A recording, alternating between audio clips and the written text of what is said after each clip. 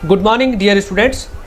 12th business studies के chapter first nature and significance of management में आज का हमारा टॉपिक है management as an art.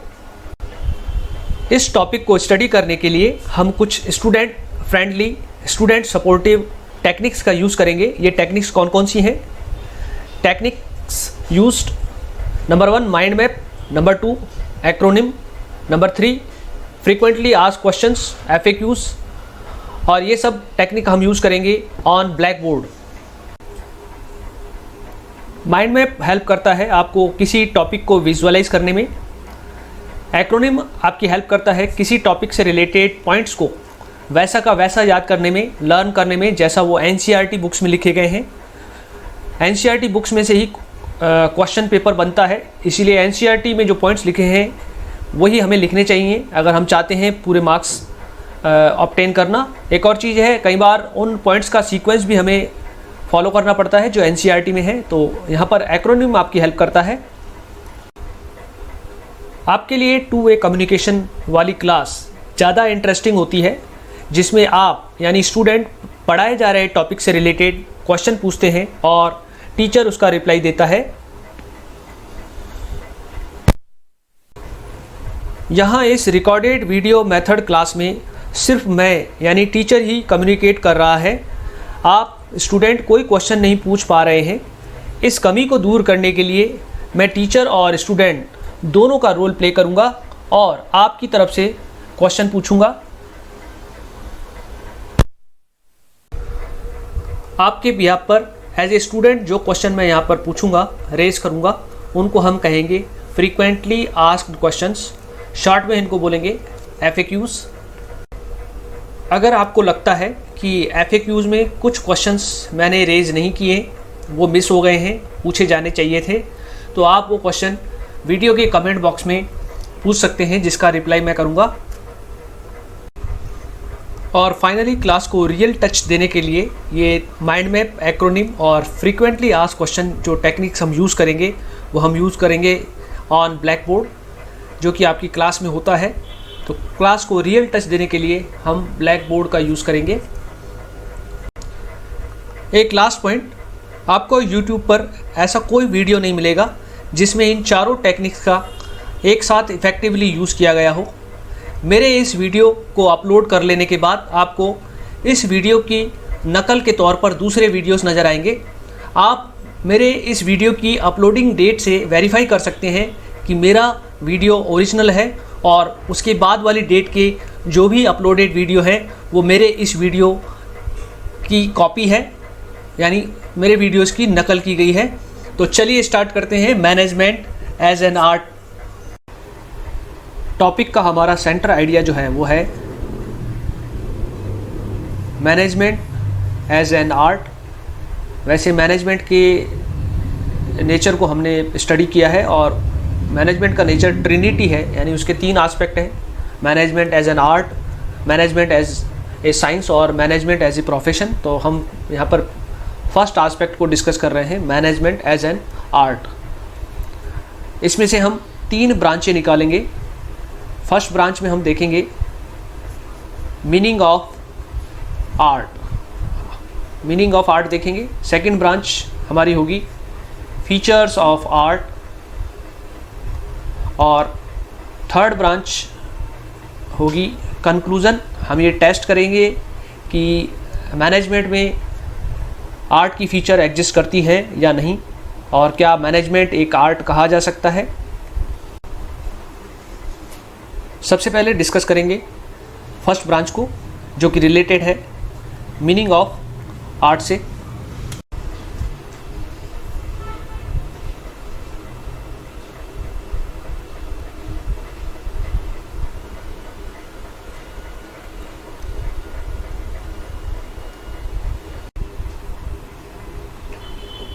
Art refers to skillful and personal application of existing knowledge to achieve desired results.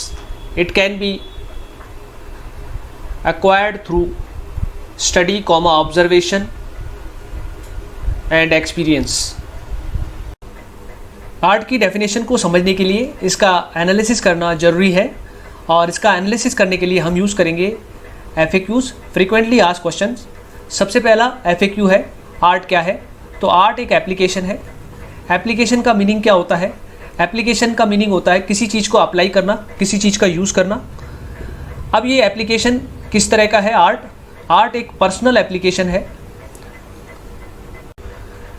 अब next question arise होता है, वो ये है कि पर्सनल एप्लीकेशन का मीनिंग क्या होता है। जब एक ही चीज़ का दो पर्सन यूज़ करते हैं, एक ही चीज़ को दो पर्सन अप्लाई करते हैं, तो उनका अप्लाई करने का तरीका पर्सन टू पर्सन डिफ़र करता है, अलग अलग होता है।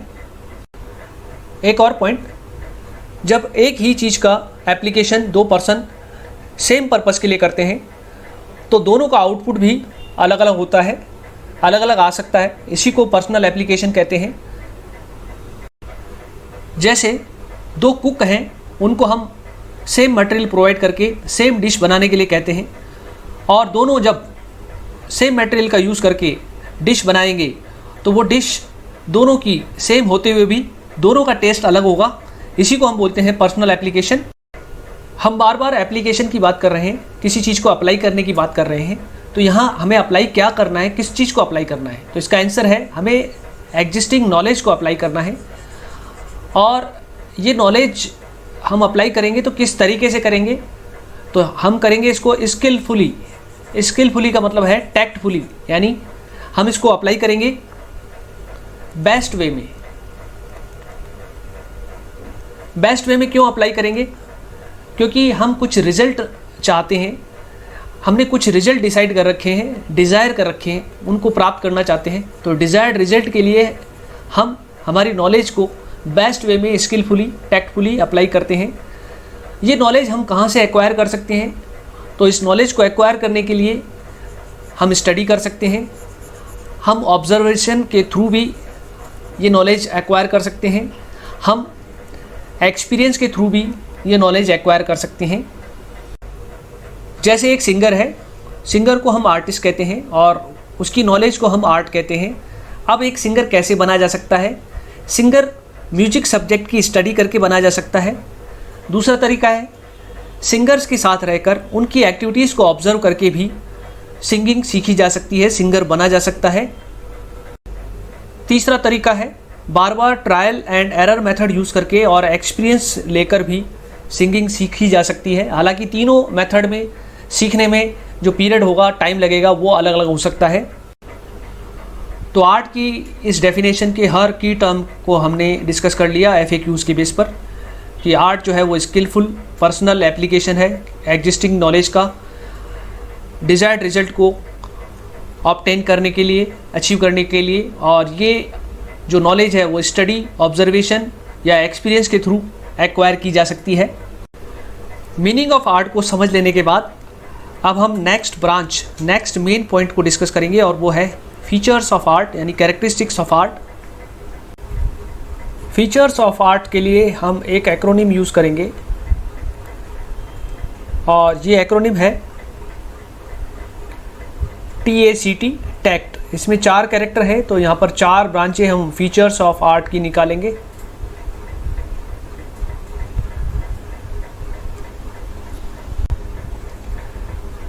सबसे पहला कैरेक्टर है T, तो T से हम बनाएंगे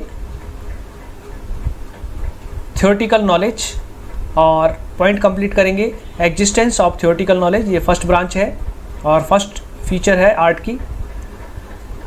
सेकंड कैरेक्टर जो है वो है A, तो A से हम बनाएंगे एप्लीकेशन, और इसके आगे वर्ड लगाएंगे personalised.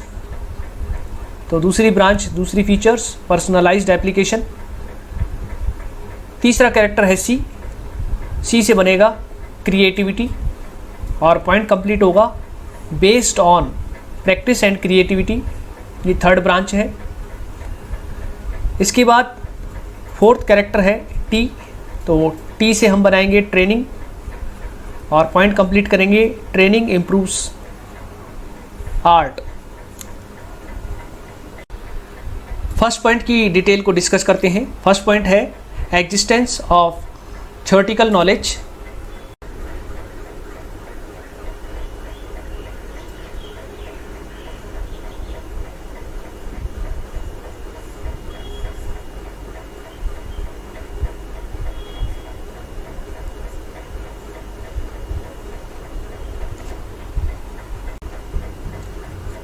in every art, systematic and organized study material should be available compulsorily to acquire theoretical knowledge. Art की फर्स्ट फीचर को एक्सप्लेन करने के लिए भी हम FAQs का यूज़ करेंगे। FAQs, किसी भी नॉलेज को आर्ट कब कहा जाएगा? जब उसका स्टडी मटेरियल यानी लिटरेचर अवेलेबल हो। ये लिटरेचर किस तरह का होना चाहिए? ये लिटरेचर होना चाहिए सिस्टमेटिक और ऑर्गेनाइज्ड। क्या स्टडी मटेरियल का अवेलेबल होना कंपलसरी है? यस, कंपलसरीली अवेलेबल होना चाहिए ये स्टडी मटेरियल जो कि सिस्टमेटिक और ऑर्गेनाइज्ड हो। कंपलसरी क्यों अवेलेबल होना चाहिए? पहले ये माना जाता था कि आर्टिस्ट सिर्फ पैदा होते हैं, बनाए नहीं जाते, और आर्ट केवल इनबॉर्न जन्मजात एबिलिटी होती है, एक्वायर्ड एबिलिटी यानी सीखी गई एबिलिटी नहीं हो सकती। लेकिन आज थॉट चेंज हो गए हैं। आज ये माना जाता है कि आर्ट इनबॉर्न एबिलिटी तो है ही, साथ में ये एक्वायर्ड एबिलिटी भी है। इसका मतलब आर्टिस्ट पैदा भी होते हैं और आर्टिस्ट बनाए भी जा सकते हैं। आर्ट को कैसे सीखा जा सकता है? आर्ट को सीखने के लिए उस पर्टिकुलर फील्ड की नॉलेज को एक्वायर किया जा सकता है स्टडी के थ्रू। स्टडी का मतलब हो गया उसकी फॉर्मल डिग्री ली जा सकती है। जैसे अगर कोई पर्सन पेंटर बनना चाहता है तो उसको ड्राइंग सब्जेक्ट के साथ कोई डिग्री लेनी पड़ेगी, और इसके लिए होता है बैचलर ऑफ फाइन आर्ट्स, जो अलग अलग यूनिवर्सिटी इस कोर्स को रन करती है और स्टूडेंट्स इसमें एडमिशन लेकर आर्टिस्ट बनते हैं। इसलिए आर्टिस्टिक एबिलिटी को आसानी से एक्वायर करने के लिए ये ज़रूरी है कि उसकी थ्योरेटिकल नॉलेज ईजीली अवेलेबल हो। इसीलिए कहा गया है कि स्टडी मटेरियल और लिटरेचर कंपलसरीली अवेलेबल होना चाहिए। सिस्टमेटिक एंड ऑर्गेनाइज का क्या मीनिंग है? इसका मीनिंग है कि स्टडी मटेरियल और लिटरेचर प्रॉपरली अरेंज होना चाहिए। इसका एक एग्जांपल लेते हैं। जैसे जब हम कोई नया सब्जेक्ट स्टडी करना स्टार्ट करते हैं तो उसकी बुक में सबसे पहले इंडेक्स दिया होता है। इस इंडेक्स में सबसे पहले बेसिक्स टॉपिक होते हैं और उसके बाद धीरे धीरे टॉपिक जो हैं वो एडवांस होते जाते हैं। इस तरह के अरेंजमेंट को ही हम बोलेंगे systematic and organised arrangement. Art की फर्स्ट फीचर को हमने प्रॉपरली स्टडी कर लिया है। अब हम चलते हैं नेक्स्ट फीचर की तरफ। नेक्स्ट सेकंड सीरियल नंबर की फीचर है personalised application.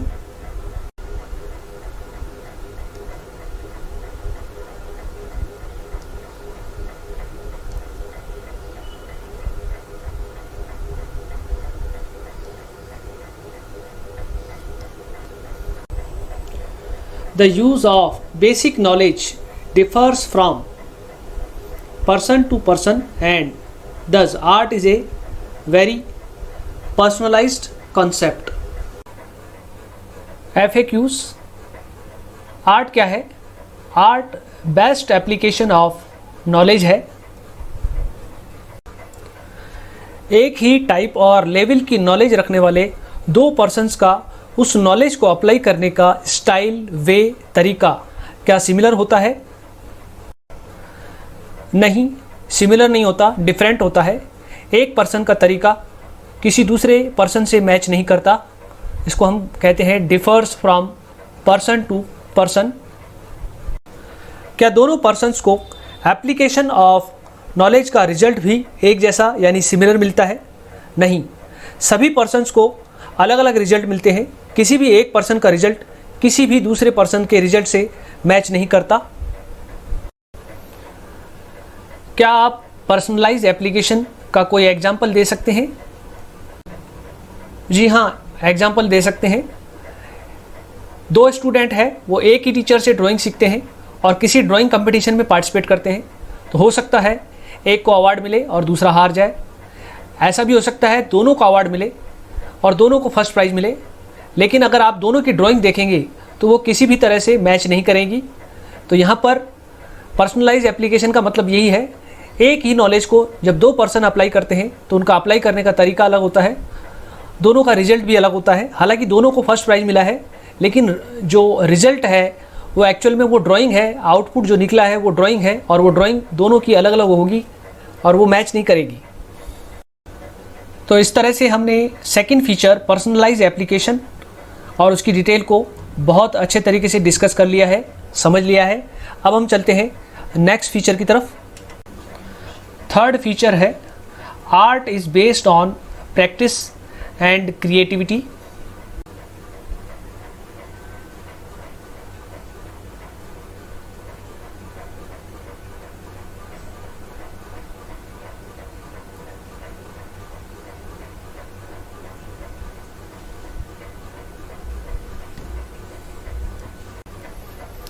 Art involves the creative practice of existing knowledge. FAQs: क्या कोई आर्टिस्ट अपनी आर्ट को भूल सकता है या कहीं खो सकता है? हाँ, कोई आर्टिस्ट अगर अपनी आर्ट की कंटिन्यू प्रैक्टिस यानी अभ्यास नहीं करेगा तो वह अपनी आर्ट को खो देगा, आर्ट को भूल जाएगा। तो आर्ट का बेस क्या हुआ?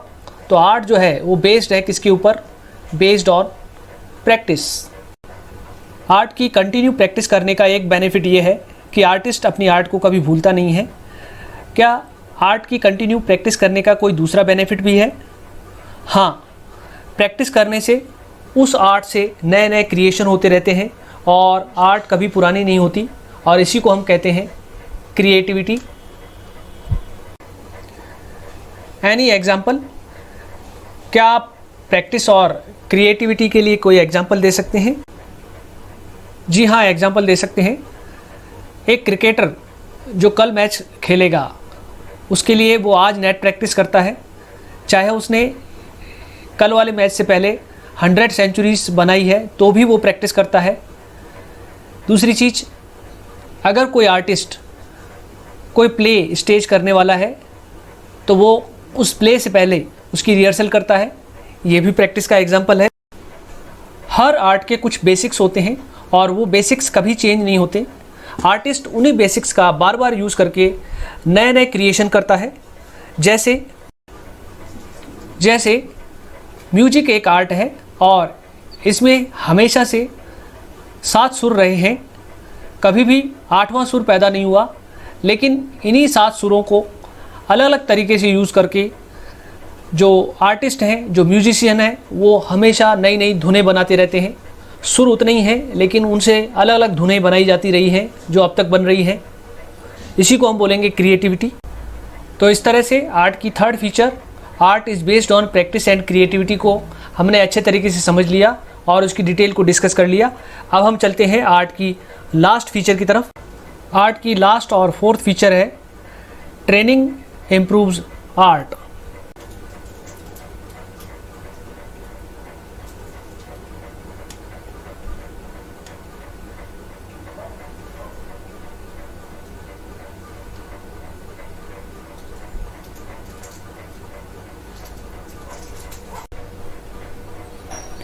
Training refines art. An artist can get greater perfection by getting training in that art. FAQs: training क्या होती है? ट्रेनिंग किसी चीज़ के बारे में डूज एंड डोंट्स को जानना होता है। जो ट्रेंड पर्सन होता है उसको दो चीज़ें पता होती है, डूज एंड डोंट्स दोनों। जो अनट्रेंड होता है उसको सिर्फ एक ही चीज़ पता होती है, डूज, उसको डोंट्स पता नहीं होते। तो ट्रेनिंग बहुत इंपॉर्टेंट है। ट्रेनिंग से क्या बेनिफिट होता है? ट्रेनिंग से परफेक्शन आता है। परफेक्शन का मतलब होता है बेटरमेंट। एक आर्टिस्ट का परफॉर्मेंस ट्रेनिंग से पहले और ट्रेनिंग के बाद अलग अलग होता है। ट्रेनिंग के बाद का परफॉर्मेंस ट्रेनिंग से पहले वाले परफॉर्मेंस से ज़्यादा अच्छा, बेटर होता है। Last FAQ: why training is needed. एक आर्टिस्ट को ट्रेनिंग क्यों दी जाए? हमने मीनिंग ऑफ आर्ट में देखा है कि art can be acquired through study, observation and experience. अगर आर्ट की नॉलेज को एक्वायर किया गया है स्टडी के थ्रू तो वो एक प्रकार की ट्रेनिंग है। लेकिन अगर कोई पर्सन आर्ट सीख जाता है ऑब्जर्वेशन और एक्सपीरियंस के थ्रू तो उसको डूज तो पता होते हैं लेकिन डोंट्स पता नहीं होते। तो अगर हम उसको ट्रेनिंग देते हैं तो उसको डूज एंड डोंट्स दोनों पता हो जाते हैं और उसके परफॉर्मेंस में परफेक्शन आ जाता है, बेटरमेंट आ जाता है। इसीलिए ट्रेनिंग दी जाती है और ट्रेनिंग इम्प्रूव करती है आर्ट को। तो इस तरह से आर्ट की लास्ट 4th फीचर को भी हमने डिस्कस कर लिया और उसकी डिटेल को अच्छे तरीके से समझ लिया। अब हम हमारा जो सेंटर आइडिया है, रूट आइडिया है, उसकी लास्ट ब्रांच कंक्लूजन को डिस्कस करते हैं। कंक्लूजन में हम ये टेस्ट करेंगे, ये देखेंगे कि क्या मैनेजमेंट में ये चारों फीचर्स ऑफ आर्ट एग्जिस्ट करती हैं या नहीं। अगर करती हैं तो हम मैनेजमेंट को आर्ट कहेंगे और अगर नहीं करती तो हम मैनेजमेंट को आर्ट नहीं कहेंगे। तो चलिए देखते हैं।